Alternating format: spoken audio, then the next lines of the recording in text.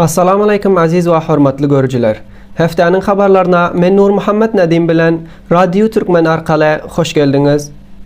İslami Emirligiň tabii hadiselere garşy wezirlige geçen 3 güniň dowamında ýurdun 7 welaýatyna gelen siller sebäple 21 kişi janyny elinden berip 19 kişi hem yaralananlygyndan habar berdi.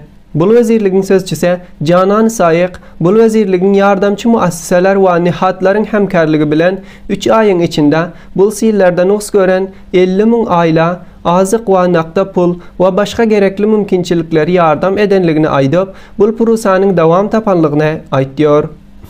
Bu arada dünya boyunca saglyk guramasy sillerden nus görenlere ýardamlaryň ýetişdirilmesine täkid etdi. Aydılışına göre bu sillerde 800 sani yaşayış öy harap bolup 500 hayvan hem talaf boldu. Pasportun umumi başlığı Abdülkerim Hasip yurdun 34 welaýatynda pasport paylamakda aňsatçylyk döredilenliginden habar berdi. Ve hem de Abdülkerim Hasip hazırki wagtda pasport paylamakda aňsatçylyk döredilenligini aýdyp, bul arsada bütün yurt boyunca mümkinçilikleri ve paylayış merkezlerine geçen wagtlara göre 6 barabar köpeldenligini aýtdy. Amma bazı yaşayıcılar pasport almakda gynçylyklaryň barlygyndan şikayet edip, mesullardan bul meseleni hal etmeklerini istediler. Bu arada pasportun umumi başlığı yurdun 34 welaýatynda bul prosany tizletjekligini aýtdy.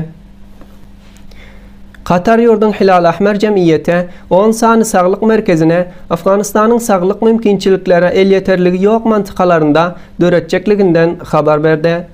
QRC Isya Hilal Ahmer Cemiyeti yekşenbe 6. jawza bir gepleşikde bul proje saglyk mümkinçilikleri döretmek üçin tatbiq boljagyny aýtdy.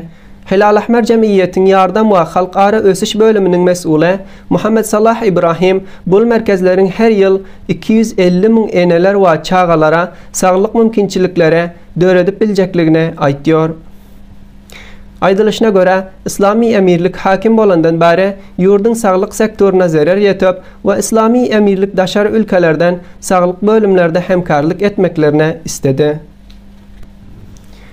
İslami emirligiň fawaidi amma wezirligi Baglan welaýatynyň soňky sillerde harap bolan serekleriniň täzeden gurşaljagyny aýtýar.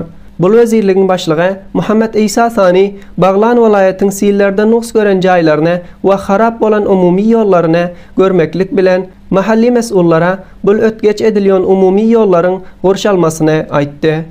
Ve hem de fawaidi amma wezirlik Baglani merkezi we Nahreyn uluswallyklary görmeklik bilen bul etrafyň mesullaryndan bul uluswallyklardaky harap bolan ýollary täzeden gurşamasyny istedi. 1403-nji ýylyň ilkinji 2 aýynda 8 sany maden çykaryş karardady imza bolup, bul madenlere 40 milyon dolar sermaye güzarlyk bolýar. Maden we petroliýa wezirlik bul karardatlaryň içeri kompaniýalar bilen imza edenligini aýtýar. We hem de bul wezirlik bul madenleriň 2 sanysy büyük madeni yakut we barit bolanlygyny aýdyp, we 6 sanysy hem fluoride, sorb, just, marmar we 2 sany nifrit maden bolanlygyny aýtýar. Maden we petroliýa wezirligiň aýdyşyna göre halaça 150-den gowrak maden içeri kompaniýalar bilen karardat edilip we 30 sany büyük madenler hem Irani, Çini, Türki we başga bazı daşary ýurtlardaky kompaniýalar bilen karardat edildi. Afganistanyň milli fitness we beden terbiýe edijiler topary Junubi Asiýanyň Maldivda geçiriljek ýaryşyň 14-nji tapgyryna gatnaşýarlar.